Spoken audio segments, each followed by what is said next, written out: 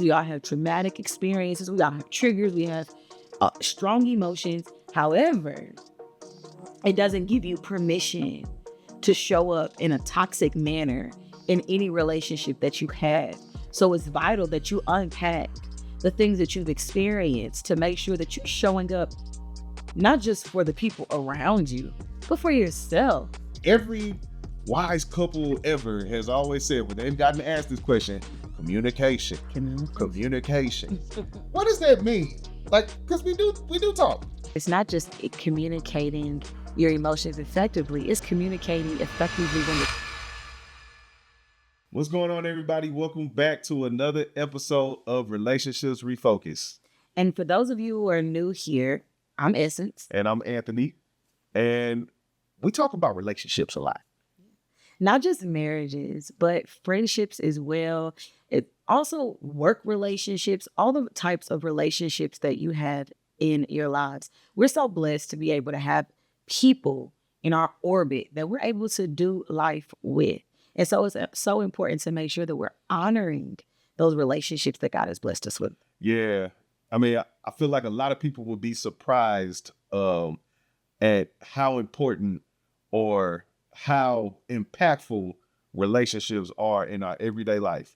Even the folks who say, oh, I'm a loner, I'm a rider, I'm a this, I'm a that. No, you still in some type of way are affected or impacted by the relationships in your life. So that's why we care so much about this topic, no matter what the relationship is. And we got a special episode because we are celebrating our what? Our 10-year anniversary. And the crowd goes wild. It's just kind of crazy because, you know, when you think of marriage and you think of what your life is going to look like, you're like, oh my gosh, I'm going to get married, I'm going to have kids. And here we are celebrating 10 years of marriage. It's like, dang, wait this. Yeah, it's that grown thing. You know, I mean, of course, when we got married, obviously we're thinking and understanding that we're gonna be married forever. Yeah, that's the goal.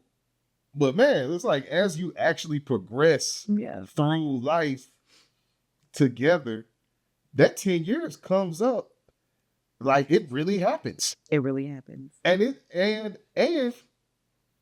super cliche, but it happens quick. It actually does. It's like, dang, we're already at 10. And when we went from 5 to 10 very fast. Yeah. It just seems really fast because you're just so busy living life and experiencing things together. Yeah. And then boom, you're aging. Yeah. I know a lot of people like keep track of time by presidents. And for some reason, it's so weird to me that Trump he was starting his first campaign for presidency, but right when we got married. I guess you're right about that. And it don't seem like that was that long ago, but it wasn't that long ago, but it was that long ago. Yeah. But it wasn't. Yeah. And so, whatever. Okay. However, it's just time goes really fast. And just kind of looking back over our relationship and the different seasons that we've been in, the things that we've been able to experience with one another. We have a son that's going to be 6 this year and in kindergarten. It's like, oh my goodness, stop. Everything moving so fast. But in a time frame when now marriage and successful marriages are starting to happen again. But seeing so many people, we were one of the first of all our friends to get married. But to see so many people get married and get divorced and, you know, we've seen that get remarried and or just remain divorced. And for us to stand the test of time, I think is a true testament to what success you can find in your relationships when you honor Christ, you pursue him, and you keep him centerfold in your marriage. What kind of success comes from that? Yeah. Yeah. I think that's a great segue kind of into what I know we wanted to talk about today in celebration of hitting 10 years. Yeah. One of the things that a lot of married couples start to experience as they start to hit bigger milestones like 10 years, 20 years, 50 years, all those different things, is younger marriages or people who aren't even married yet start to come for questions like, hey, what did y'all do to stay married so long? And low key, every time I get that question, I'll be like, I know, but I don't know. Yeah. But I do know. But it's like, bro, that's a loaded question. It is a loaded question because it wasn't just one thing. Yeah. It was an accumulation of many things throughout the years that kept us married and different things in different seasons. So it's not just a one answer question. It's multiple different. It's loaded. Like you said, it's loaded. It's loaded. Yeah. That's actually very dope what you said. It's different things in different seasons. We'll Yeah. talk about that a little later on in the episode. But saying that to say, I think we can answer that question. We can. I think it can be that'd be vague. And yeah. I think that's a good way to celebrate us with y'all and some of the wisdom that we've picked up with each other, with ourselves, and most importantly from God in this thing. So I got one that I'll share. Honestly, this is a recent revelation for me. As you know, one of my favorite things to talk about is emotions. You know, I think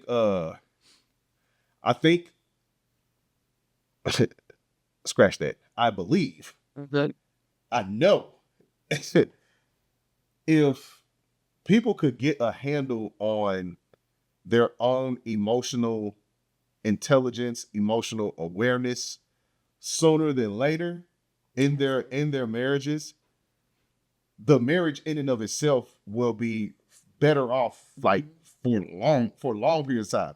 Not only just from our experience, but I did research on this. I read a couple like research papers, and it's clinically proven that the emotional awareness, the emotional stability, the emotional health of at least one person Absolutely.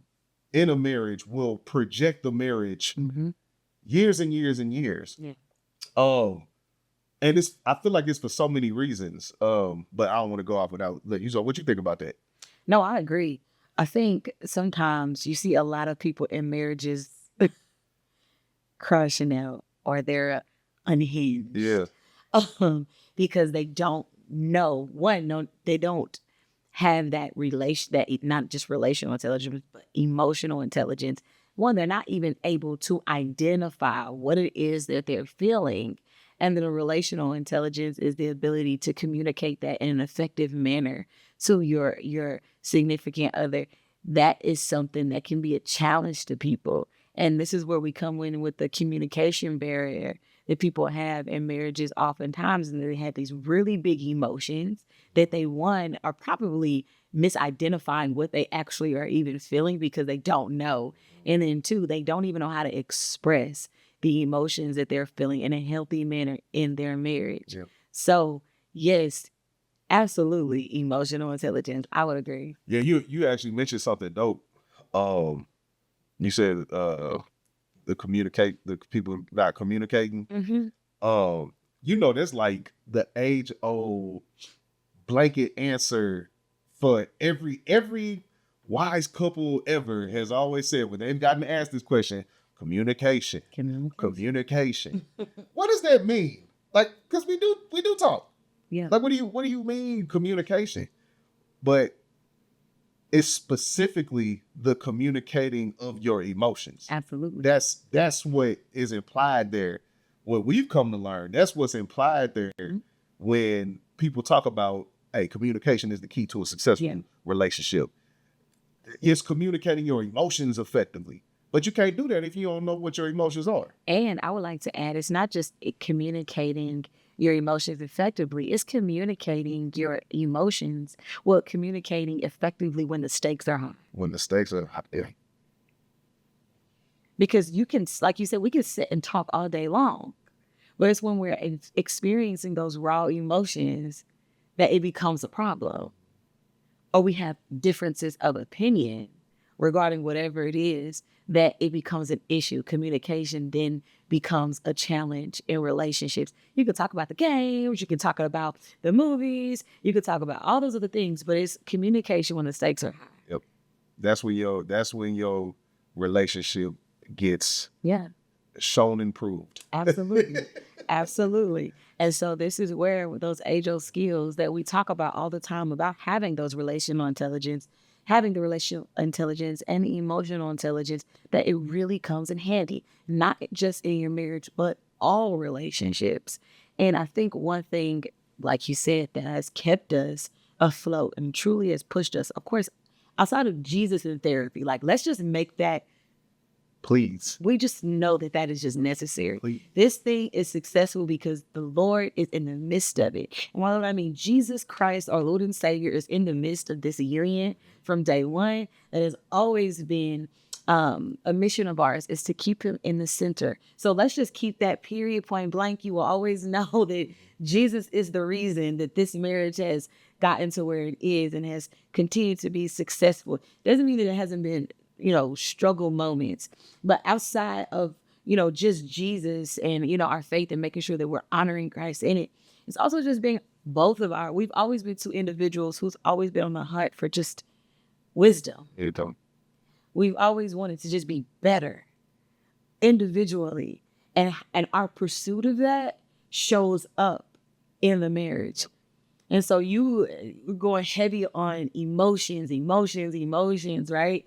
Unpacking that and unpacking yours and exploring and understanding what yours mean, and then coming and bringing that to me. So I'm like, I didn't realize this is what this meant. And so now you're imparting that same wisdom on me while I am exploring old trauma. Why do I show up in this manner when something triggers me? Why is that a trigger for me, right? And so me exploring that, you exploring yours as well, it brings two people who are healthy back into centerfold, where we're able to work through these things in an effective fashion. And I really think that is what has been really good for us, is that we've never stopped growing. Never. So maybe one of this point or whatever you want to call it. You're right. Maybe it's emotions with a little side of seeking out your own weaknesses as quick as you can. Absolutely. So maybe it's like, figure your emotions out and figure out your weaknesses too. Work on that. Absolutely. Go balls to the wall working on that. I ain't said balls to the wall in a long time. I'm actually I'm sitting here. That's like football. Wow. Back in the day. We're gonna balls to the wall. We're gonna take it to them. Oh, there's a bit. Okay. What you? Never mind. It's actually weird, anyways. It's quite all right. It's quite all right. Okay, Anthony, and let's just move on. Because actually, I'm a little concerned. I think in general. All right. Okay, cool. Well, Barry. So what tip do you have? I kind of put that in there already. Is just constantly looking to unpack some of your past experiences, because I think people fail to understand that we are an accumulation of our experiences, right? Now, when I say that, it doesn't mean that it's an excuse to show up how you show up in different situations, because the truth is we all have experienced different things. We all have traumatic experiences. We all have triggers. We have strong emotions. However, it doesn't give you permission to show up in a toxic manner in any relationship that you have. So it's vital that you unpack the things that you've experienced to make sure that you're showing up not just for the people around you, but for yourself, right? You want to be the healthiest version of yourself. And as long as you're living, of course, there's going to be different situations that arise that promote different traumatic experiences as long as you live. However, it's vital that we always look to unpack and become better in understanding that our experiences do not have to define us. Even though we are some of those things, they don't have to define us in a negative manner. And so one of my pieces of advice is to unpack. And one thing, that I truly appreciate that you did for us throughout this marriage is making sure that we were in therapy from the very beginning. even if there was nothing to talk about, you made sure that we sat on someone's couch and then hopefully something would come up because we're not perfect. And sometimes you hold certain thoughts in your mind, or you may have difference of opinion or whatever it is. It can be something very, very small, but you can gain effective tools in those therapy sessions just by talking. Yep. You know? And I think some of those same things that we got in those earlier stages of our marriage we continue to use it throughout our marriage and then impart that to other, flourishing couples. So I'm truly appreciative of you making sure that we sat on someone's couch and we unpacked. That's it. Because then it folded over into, oh, let me go and sit on somebody's couch by myself. Because I'm crazy. I'm a little crazy. We all got a little crazy. We all got a little crazy in us. So I would say, that is definitely something that I think is valuable. And I don't care who it is. I don't care how perfect you think your marriage is. I think it will do you and your husband or wife greatly if you just go and sit down and talk to somebody. I think vulnerability is a difficult aspect that people have, or difficult for people to understand. You know how many people who are married and don't know each other? Man. You have friends, but you don't know each other. You have a husband or wife and you truly don't know them. Because even though you're in that union together, you still haven't given yourself permission to be vulnerable with your spouse. Which is a crazy thing, because it's like, and this is something I talk about a lot when we come. So when I'm talking to like other men and we're talking about like lust things, right? Mm-hmm. Because men, even in marriages, porn is still a thing. So I talk about that aspect of like, dude, why can't you go? Okay, if you feeling a certain type of way. Mm-hmm. Why can't you go and tell your wife that? That's what you married her for. Yeah. Not that, but you married her to be able to be vulnerable and free enough to tell her, hey, babe, I need something. Sing.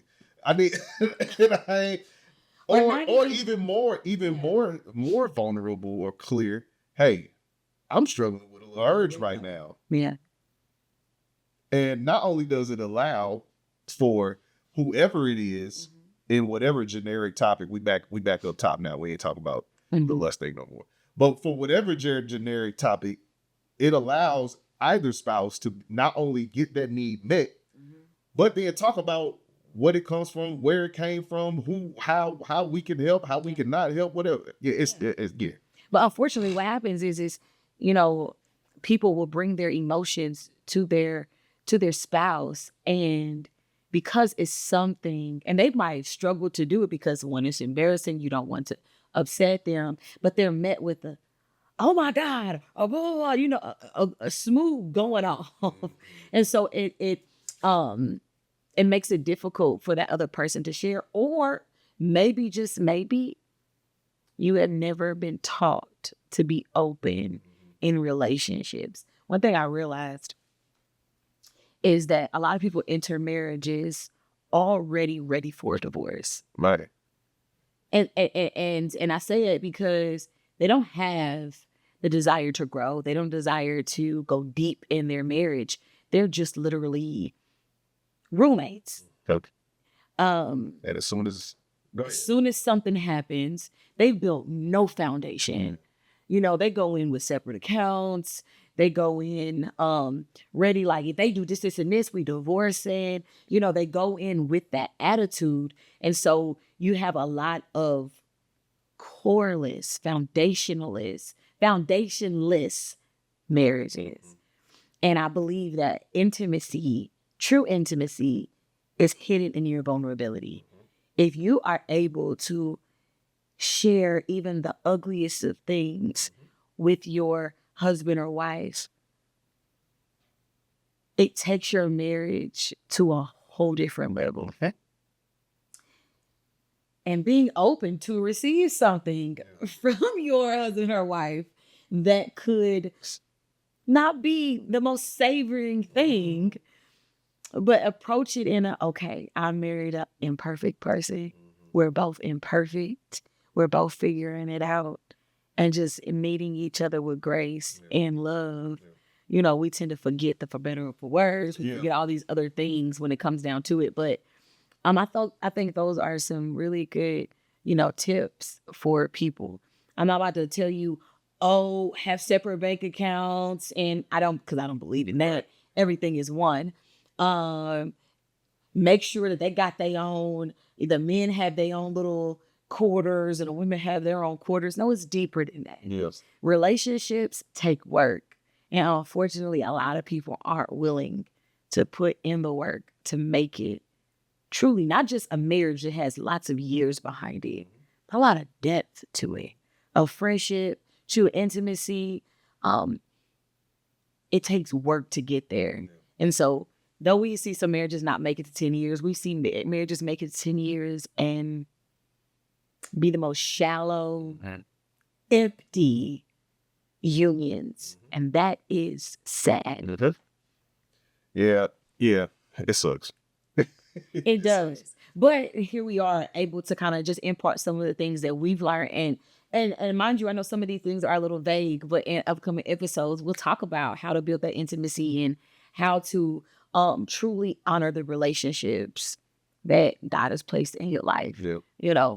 Because this is the first one, right? Outside of Christ, this is the number one. And then it trickles on outside of that. But true relationships take intentionality. Yeah. And if you want to see your marriage blossom, even past ours, it's going to take true work. And I'm just grateful that you were able and you were willing to put in the work. So I appreciate you. You too. I appreciate you too. Because it could have been, there's plenty of people who are completely averse to any type of counseling, therapy, talking, figuring stuff out, like completely against it. Uh-huh. Sometimes even against their own knowledge that they're against it. Oh, for sure. Yeah, you said something that I wanted to hit on.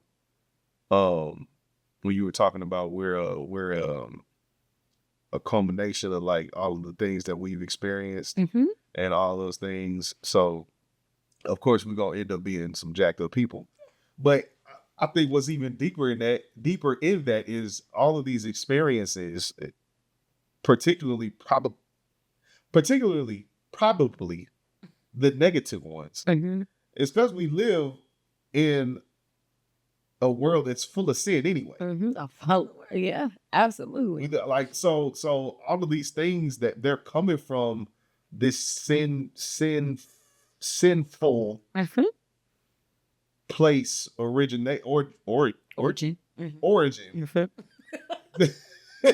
Yeah. That have done and put and implanted these things, beliefs, patterns, habits, thought processes, paradigms, whatever other adjective you want to use, into who we not who we are, but who we have, the clothes that we have put on. And we present those clothes, or that mask, as some people like to refer as well. We present that to our spouse, and it's like, dang, all right, this is what I got. Yeah. Now we got to figure this out. Yeah. Now we got to figure this out. So it's vitally important. Absolutely. It is, because like you said, we do experience these things, especially in the world that we're in. Not all of us will have some type of experiences. But I think that even in our experiences, even when you see something, that you have something at home, whether it be some kind of electronic device, whatever, it get broken, you go back to the instructions to fix it.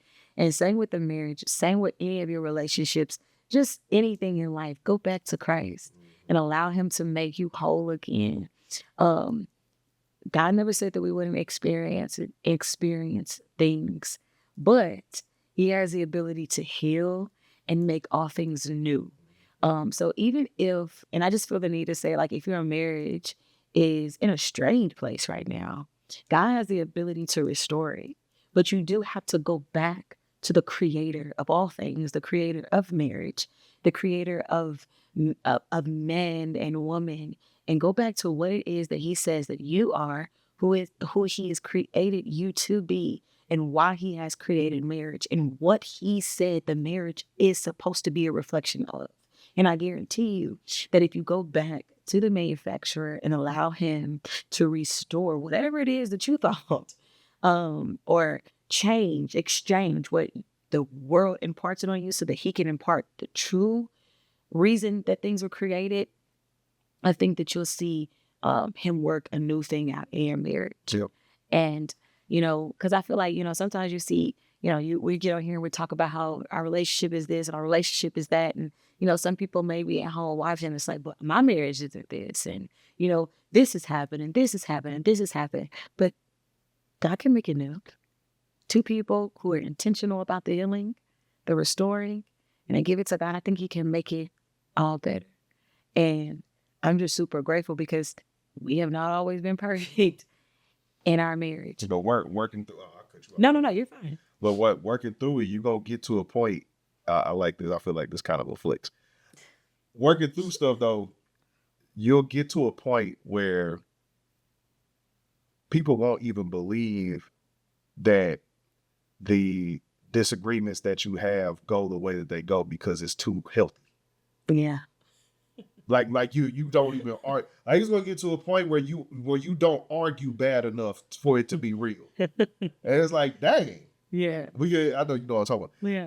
It'll get to a point where like, nah, bro, like we just work through this stuff. We do. So it don't take all of that. It doesn't. It doesn't take all of that. And we also not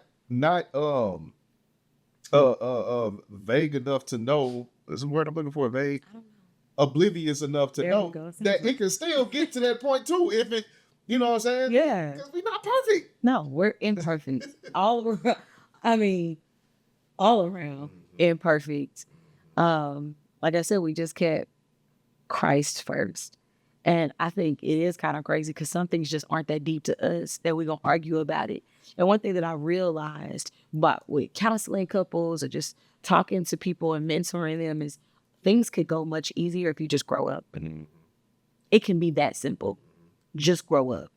A lot of the things that I hear that people are going through in their marriages are this big. Yep. But they make them this big because they have low emotional intelligence and low relational intelligence. And they have no desire to work on themselves because they're right. The other person is wrong. And they're justifying their actions because I've been through this, I've been through this, I've been through this. Yes, absolutely. But when are you going to choose to grow up? Because you do not have permission to show up in these spaces how you have and expect it to go good and then justify yourself. So one thing I really think people could just grow up. Grow up. Grow up. Some people are growing old, but they are not growing up. They are growing old, but they are not growing up. We have some very grown kids. We have, and it shows in their relationships. So some of the things you're arguing about, some of the things you're disagreeing about just really aren't that deep. Yeah. I'm thinking about it like, man, what does that mean? What does that look like? And I think you could look at it the same way we would look at a 25-year-old crazy if they didn't get the last piece of pizza and they started. I was just thinking this same type of thing in my head. Yeah. It's like, okay, you see how that's like, come on now, you too old. It's the same thing. You're 25 and you exhibit some type of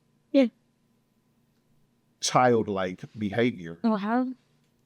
Childlike reaction. There we go. To something that doesn't deserve the reaction. Yeah. It's not many things that deserve a reaction like that in life after you turn 12. Yeah. It's not many things that require that type of reaction. I would even go so far as to say, hey, maybe losing someone unjustly. Yeah. That could okay. Maybe losing a relationship unjustly. Okay, that could maybe I'll get past for that. But almost everything else, No, it's no excuse. It can be bad though. It's a tantrum. It's an adult It's a temper tantrum. Whenever you mad at somebody and you feel the need to go off and yell at them or talk to them crazy or belittle them or hit them, you are a child. You a big grown child. Yep. Because you telling me that because you got mad, it gave you permission to talk to your wife crazy? For no reason. It gave you permission to do that? You are a grown child. And it's okay to be angry. It's okay. It's okay. Jesus said be angry. Say no. Yeah. He said You know, do it. He anger- said do it. Because that is an emotion. I think and that's a whole nother conversation for a whole nother day, because we act as if anger is not an emotion. Emotions are indicators. You can feel, you just not supposed to be led by your emotions, and so at the end of the day, we just have a lot. I think things would be so much better if people just grew up. And it's not too late. You may be a late bloomer, but it's not too late to take initiative in your growth. Start today with yourself, and you can do that by not blaming your partner. Simple. Just look at yourself, look in the mirror, and don't run for the work. So yeah, I'm grateful for you. I love you dearly. I love you too. I'm so grateful to do life with you. Happy 10 years. Happy. We 10 can say years. happy 10 years. 10 years is crazy. You see how he just got real handsy right there? I can't stand somebody that just get all that excited and they hit you and don't know they strength. I'm over here like, At least I hit you. It was more of like a push. Yeah. Look at that. Do you see what my body just did? Like, good God. No. I'm excited to do life with you and to be in the deep. Yeah. We're in the deep. We out here. We are vulnerable. We are trusting God in every aspect. And we are friends. Mm-hmm. You my dog. Okay. Clearly we're not locked in. We don't have a handshake. We don't. But we good. But there's so much more that we want to. There's so much more that we want to talk to you all about with relationships in general. This is a channel focused on honoring the relationships that God has blessed you with, whether it be friendship, work relationships, marriage, your being a parent, even for parent-to-child relationship. Yep. God has blessed us with those people in our lives, and it's so important that we maintain them and show effort in those relationships. And so I'm so excited to just impart some of the wisdom that we've learned throughout the years across the board when it comes to relationships and loving people the way Christ has told us to. So this is just to kick off some more episodes of Relationships Refocused. And what better way to do that than celebrating after Christ, the most important relationship in my life. Facts. So in the meantime, In between time. stay focused. Peace.